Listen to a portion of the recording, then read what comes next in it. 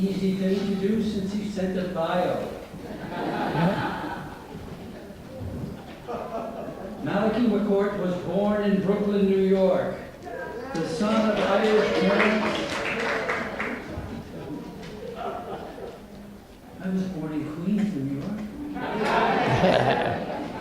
I went to high school in Brooklyn. But Malachy was born in Brooklyn, New York, the son of Irish parents, Angela and Malachy McCourt. When he was a toddler, his family moved back to Ireland and settled in Limerick, where Malachy was raised. At the age of 21, he returned to live in New York City, and through the years, he has been a saloon keeper, a radio host, and even made a run for New York State Governor in 2006. He is best known as an actor and has appeared on stage, television, and in several movies. He has also authored 10 books. Malachy is the last of 7 children. Please, I give you Malachy McCourt.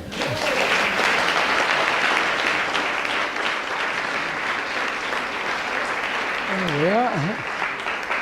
Thank you, Dan. Don't stop.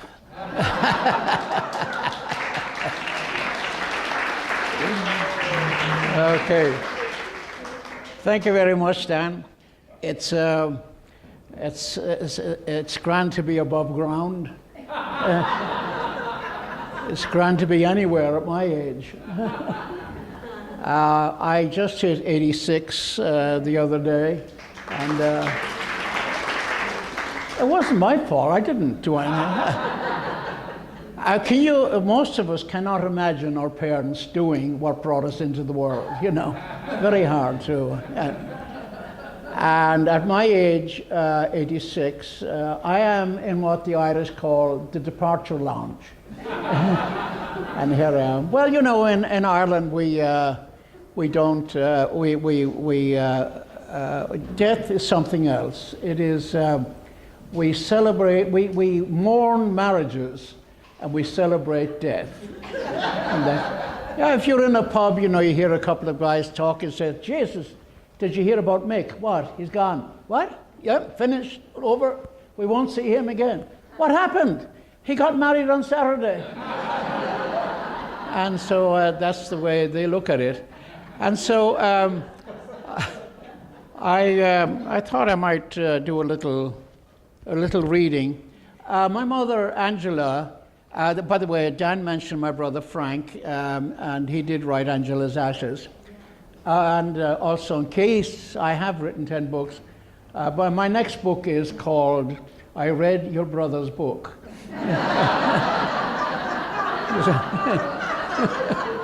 So you. So anyway, in 1981, can you hear me all right? Right? Oh, good. At the end of her holiday visit to the USA, one that lasted 23 years, the mother, Angela, was in Lenox Hill Hospital dying from the ravages of cigarette smoking, which had destroyed her lungs. She had started the deadly habit, according to herself, at about the age of 13, and must have smoked thousands of the fags called Woodbine over the next 40 years, cutting her lungs' ability to access the air that is entirely free and accessible. She lingered at Lenox Hill Hospital for several months, all the time complaining that they were prolonging her now very uncomfortable life. When I asked her if she wanted to be buried or cremated, she said, "Surprise me." She complained to me that abortions were allowed, but they would not help people have a good death. One doctor suggested to her that she live out her remaining life in a nursing home. No one lives in a nursing home, the mother said. You barely exist there. I discussed letting her die with a doctor who invoked ethics and law as obstacles to sending her off. Sometimes we don't know where words come from, but out these ones came from me. Don't worry, doctor, I said. We come from a long line of dead people.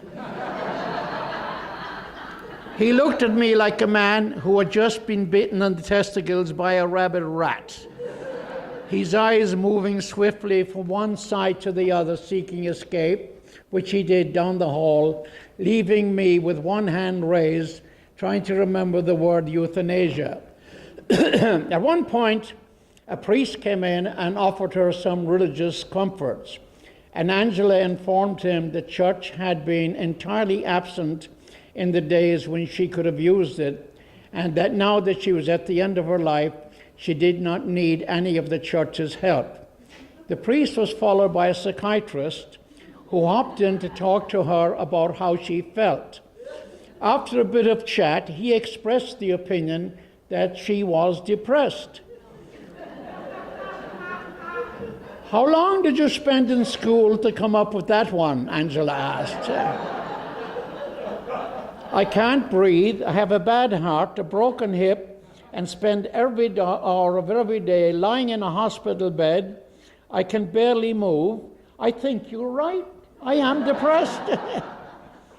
Various bingo buddies arrived. With cheery optimism, they would assure Angela that she'd been up and about by Christmas, and in fact, she somehow did pull herself out of the hospital bed to attend my 50th birthday party.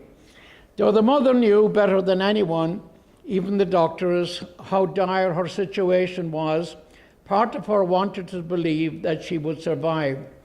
There, the reality would creep back in, and she would become sorrowful.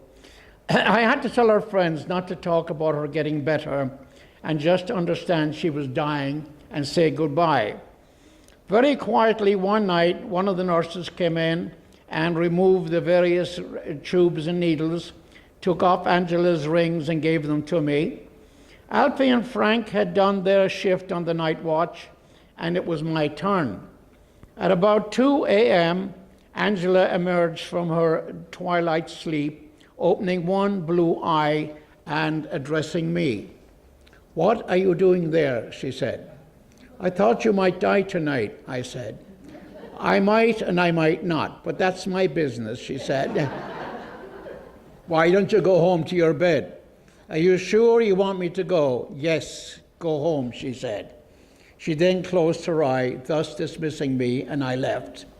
Not a couple of hours later, I received the call from the hospital that she had died. Frank, Mike, and self were severely deficient in the money department at that time, so it fell to the brother Alfie to pick up the tab at the funeral home.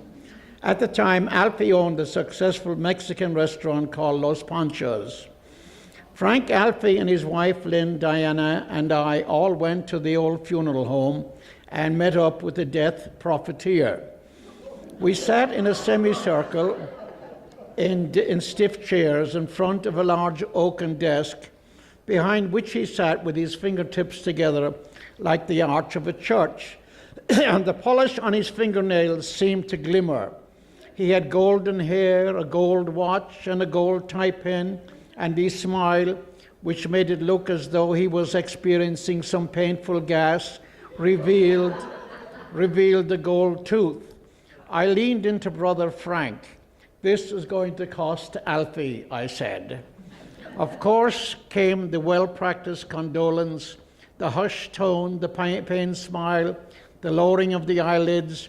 The director murmured a few phrases about our loss and the importance of a dignified death, from which he deftly pivoted into his sales pitch.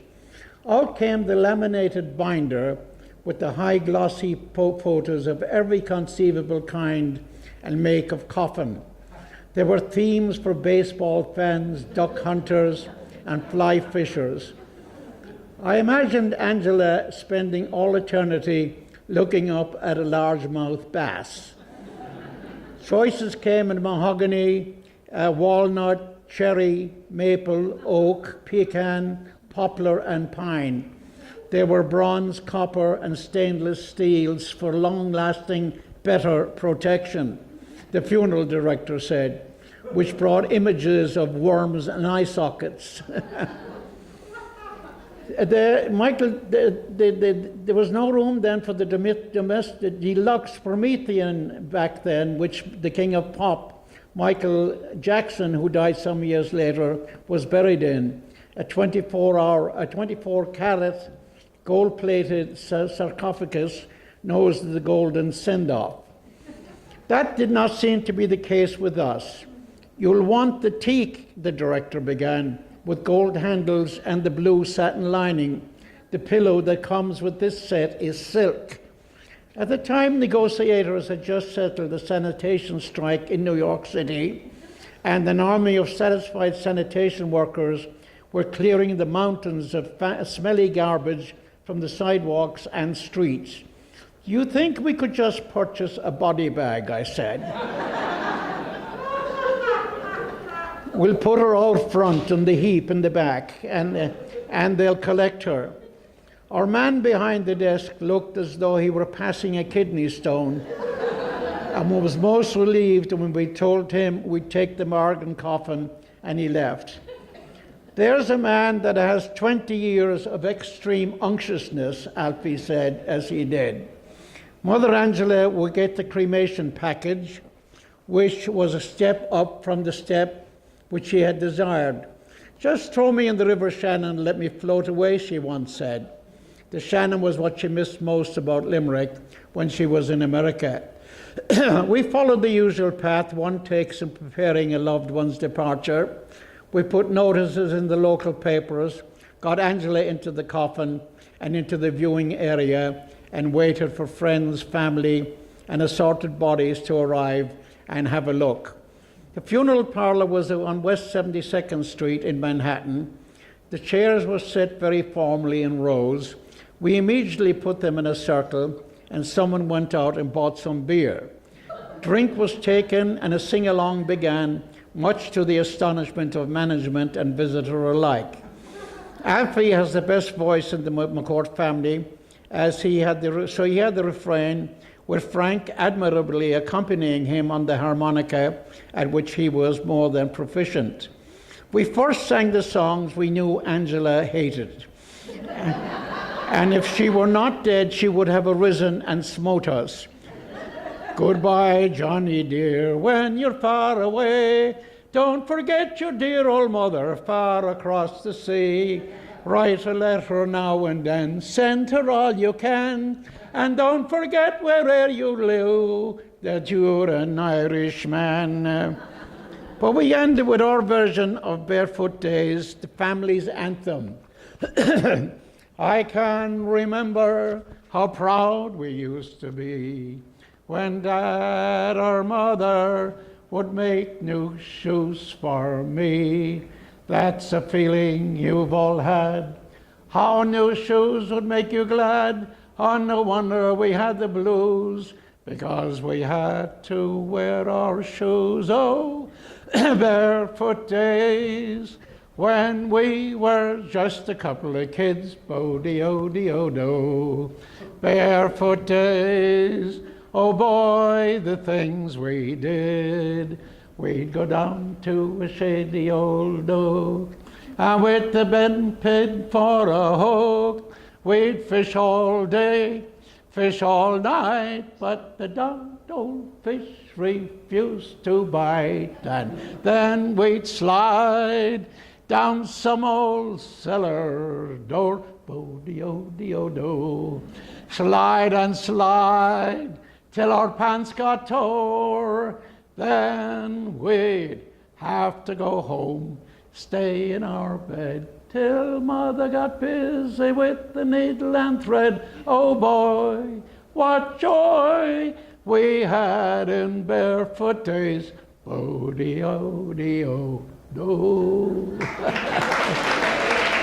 Oh, thank you very much, Sam. Great.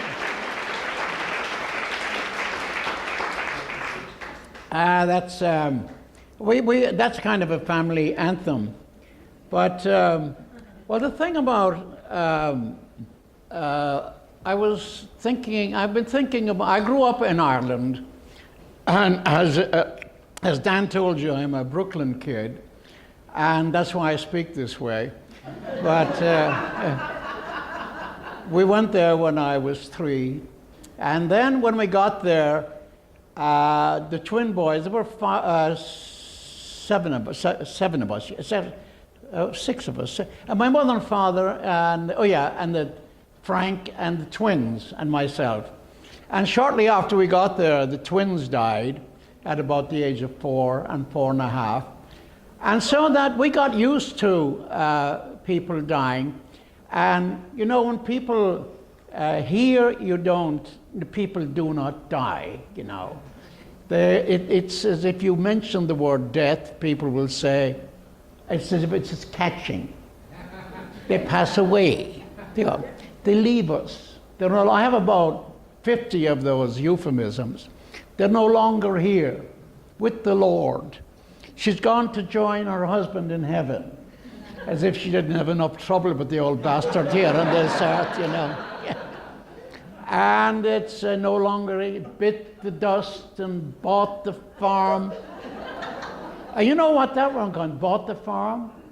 It comes from, if somebody dies, you get insurance and you pay the mortgage. So you can buy the farm. That's right. And then, of course, there is, he passed. And the question there is, what?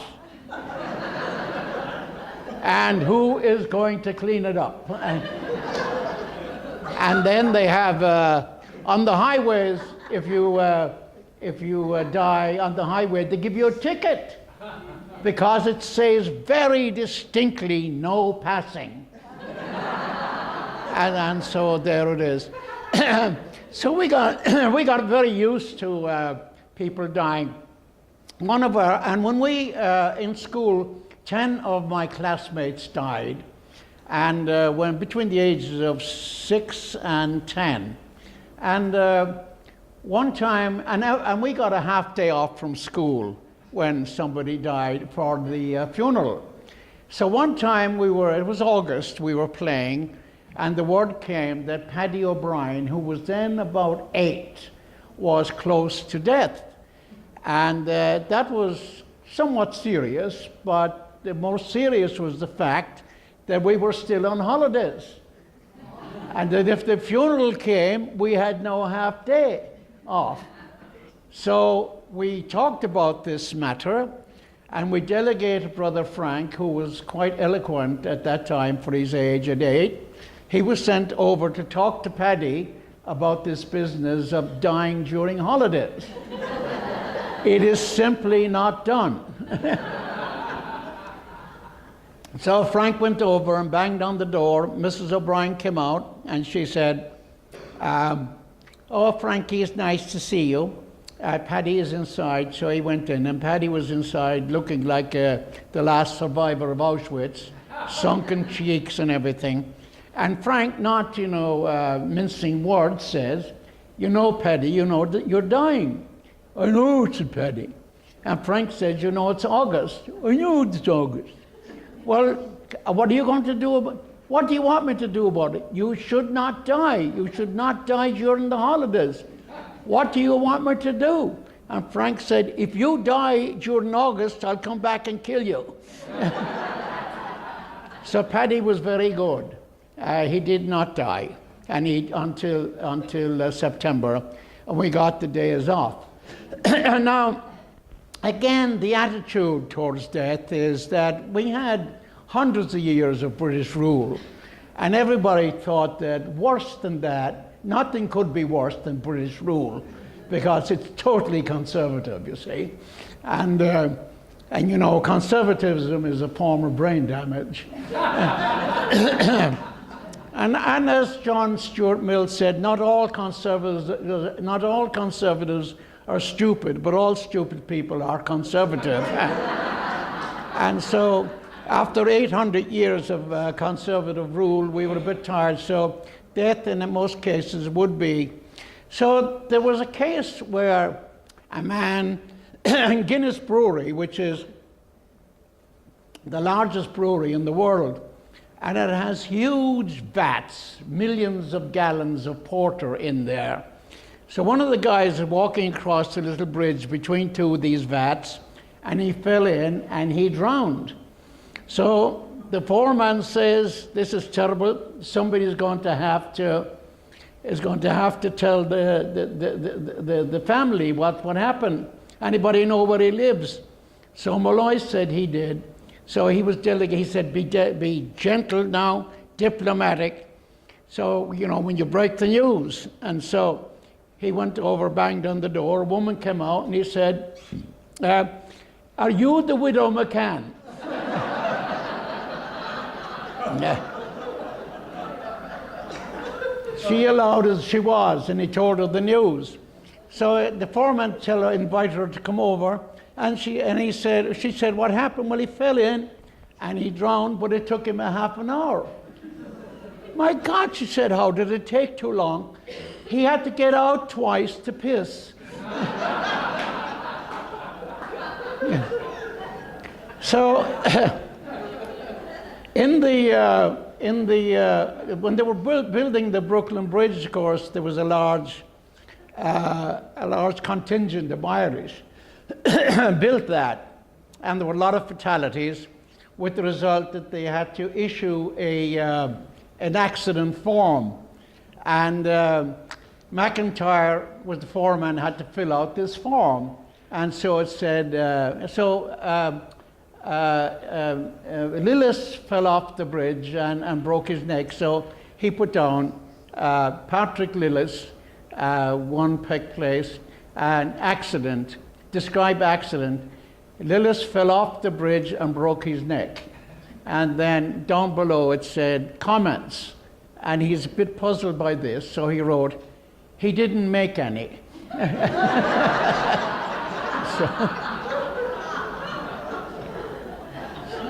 So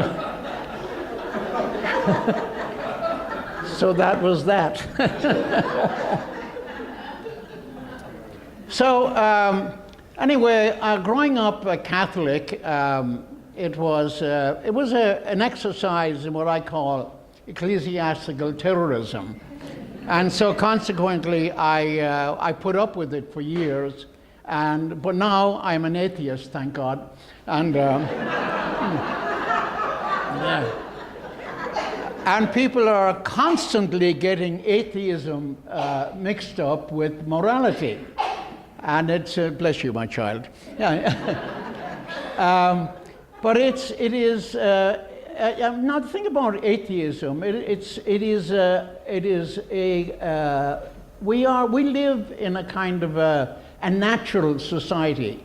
It's not supernatural. I cannot believe that there's a guy, a kind of a mafia chief in the sky, who, if you offend him, you will be sent to a place where there's constant fire, where they're sticking red hot pitchforks up your arse and into your armpit. They're piling coals upon you. They're screaming at you, beating you. There's an awful noise.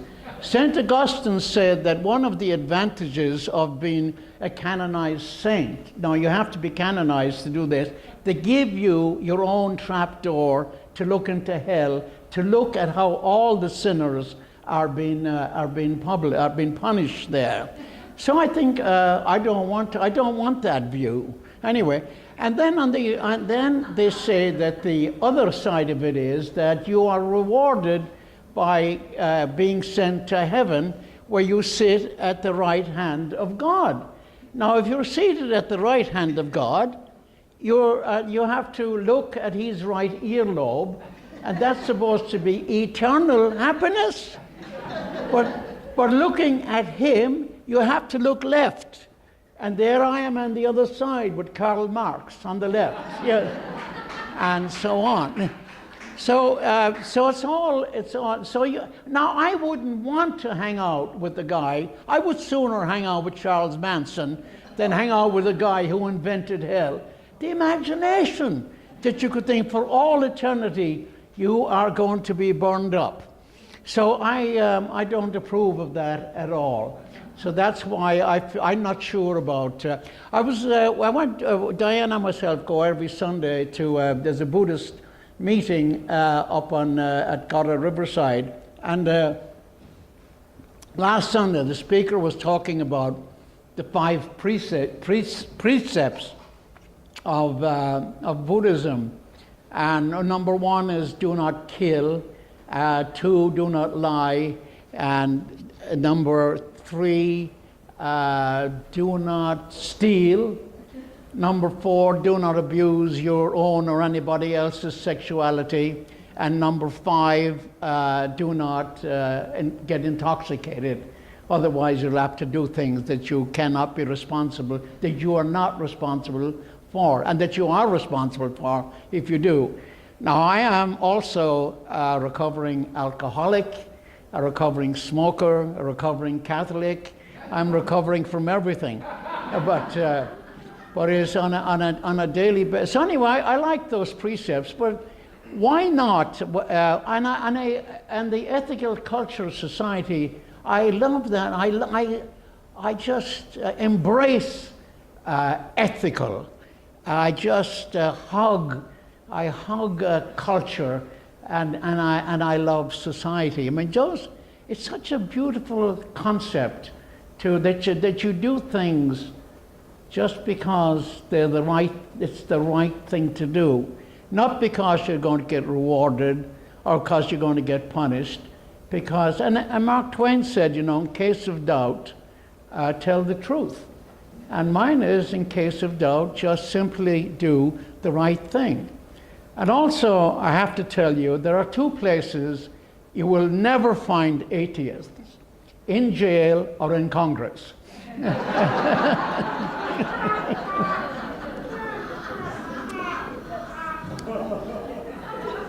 And so, being as all my brothers, so many people that I know have died, and it's as I said, I'm in the departure lounge. I don't know how long it's going to be. I mean, I don't know if I'll get out of here today, because there might be a conservative here. Murder. They're a terror for that kind of thing. And then, so there's all kinds of things, and I often think about people, about language. And I left school when I was 13, and so I don't have a formal education. I never went back to school. And this book is called, Death Need Not Be Fatal, and I'm in a coffin. I had a bit of trouble persuading the publisher to get the coffin and put me in it. But anyway, so anyway, that's my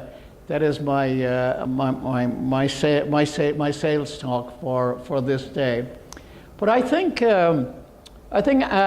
Anyway, I'm a bit. I always have to ask Diana about language, because first of all, I feel there's no such thing as bad language. There's only bad usage. But I often have to ask about grammatical construction, because I don't know anything about it. I don't know about punctuation or any stuff. I just know. But like Bob Dylan, he says, I don't write songs, I write them down. So, and I don't like jokes either, but I'm going to tell you one that somebody told me, because I didn't understand it, and I had to ask Diana what it was. There's a very well-dressed man standing at a bus stop in Limerick, and he's got a morning suit and a gold tie pin, he's got a bowler hat and a gold top cane and so forth. And a slum kid, probably somebody like me, we lived in the slum, comes out and says to him, "What time is the next bus at?" And this pedantic old fart says, "Never end a sentence with a preposition." "Ah, what time is the next bus at, fuckface?"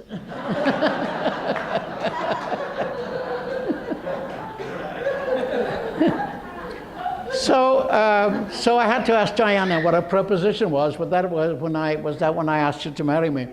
But it is, so anyway, when I say there are words in the language that are very offensive, things like hate. If you say fuck on television, they'll take you off, But yet, on television, if you look at those agricultural programs, you'll see a lot of animals running around, chickens, cursing. fuck, fuck, fuck, fuck, fuck, fuck, fuck, fuck, fuck, fuck, fuck, fuck, fuck, fuck, fuck, fuck, fuck, fuck. And so, but there are offensive words in the language, but some of them might offend, like, hate and kill and Trump and so forth. But if you find they are, I don't deliberately use words to offend people, but sometimes they are the only ones available to you, and they're all. And if they would not have been invented, indeed, if they have not been invented. I also want to say that there's part of the contribution today also goes to an organization which I want to put a plug in. It's called JobPath, and for people with developmental disabilities, and it does a lot of work in, and Nina's looked after by these folks, and it is for people to make them, as I say, productive members of society. They can get them jobs that they can do, or train them to do it, and so forth. So when you think about making people happier, JobPath is a good one to have a look at. And then about the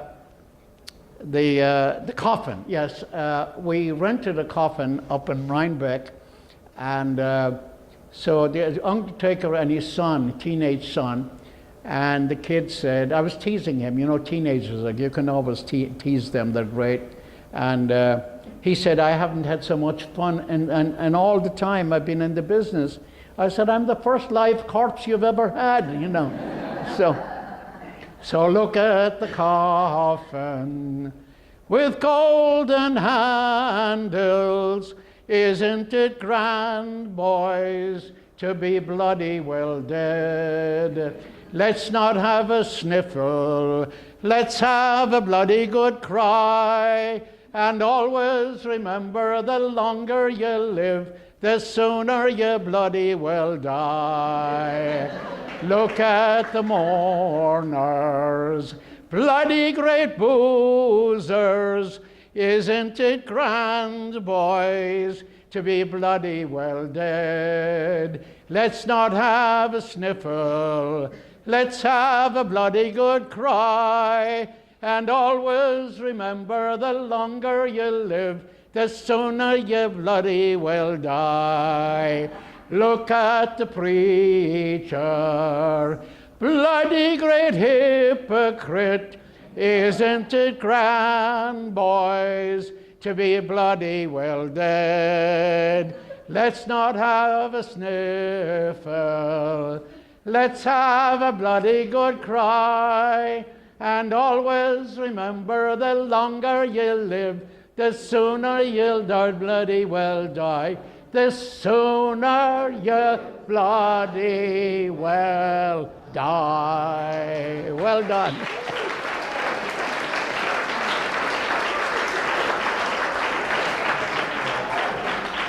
Yes, ma'am. What's the name of that book? The name of it is Death Need Not Be Fatal. I was, I had a bit, again, producers, publishers are a bit very careful about the title, but they say, oh, death might put people off and so on. But this is a jolly look at death. It'll cheer you up no end, especially if you don't die. Because I say, as I said in there, when I wake up in the morning and I see the ceiling and there's not a coffin lid within 4 inches of my nose, I do get up. Otherwise, I don't bother. Any questions? I hate to interrupt a wonderful presentation with the subject matter that we were supposedly going to hear. Yes. Do you consider yourself a spiritual individual, and what does that mean to you? Okay. Yes. Okay. I believe. Oh, the question is the subject matter. Do I consider myself a spiritual person? The subject matter of spiritualism and atheism. And do I consider myself spiritual? Yes, because for 6 days a week, I am an atheist, as I say, thank God. And on Sundays, I'm a pagan, because on Sundays I worship sun, moon, stars, clouds, plants, flowers, rivers, water, the goodness of humanity, coming here and talking to good people. And somebody said, if you want to see God, look into the face of a child, and I do that. My grandson Marcus here, he's not a child anymore, but I look into his face and I see that goodness. So that's what it is. I cannot conceive of anything supernatural. We live in a natural world full of lots of awful things, and we are subject to disease, death, and despair, but also we are subject to goodness and kindness and decency, and everything changes. Nothing lasts. And I cannot believe in the goodness of a supernatural being, because if you go to courts now, they say, "In God we trust." Now the law is fairly clear about, if you know that a crime is going to be committed, you have to, under the law, report that crime. And so this entity knows that a bunch of guys from Saudi Arabia are going to crash planes into these buildings and kill 3,000 people. Why doesn't he report it? Huh? If you see something, say something. That's the way. So anyway, spirituality then has to do with what is good about us, our own selves. And you start with yourself and the precepts that I did mention from the Buddhist beliefs. So I like being alive. I'm going to die, of course, but I think it's going to be a dead sleep, and that will be it. And I think it will be peaceful. We have time for one more question, if someone has one. Yes, Matthew. You've lived such a wonderful life and shared so many stories and wonderful adventures and traveled the world, I imagine. If you were to share with us a favorite moment of your wonderful and expansive life, what would that moment be? The moment was, I think the Irish men are very reluctant to talk or to refer to love, except when we're talking about Guinness, sports, and stuff like that. So it is. So we don't talk about love much, and I never heard the word love in my house. It was you consider soft or sissy-ish or something like that. But about 54 years ago, I was out in the Hamptons, and I was working in a bar. I just come back from India. I was a gold smuggler, and to India, which reading another book, and with a group of people, we used to go down there on Sundays and sing. And I say I am not a singer, and I prove it at all times. But I'd love to be a singer. But I saw this lovely young woman walking by, holding this little child in her arm, and she had this graceful stride of a ballet dancer, which she used to be, and she was outlined against the sun, the sea, the sand, and I just thought, I got absolutely entranced with her, and I said, "Does anybody? Who's she? Who is she?" And the young woman said, "She's my friend." So she called her over, introduced me. I felt silent. I was speechless. I was so taken. So I got her number from her friend, and 6 months later we met again at a party, and I went over to her and I said, "I will never let you go again." And then I said, "Will you marry me?" On the second question, and she laughed. But she did marry me. She's here.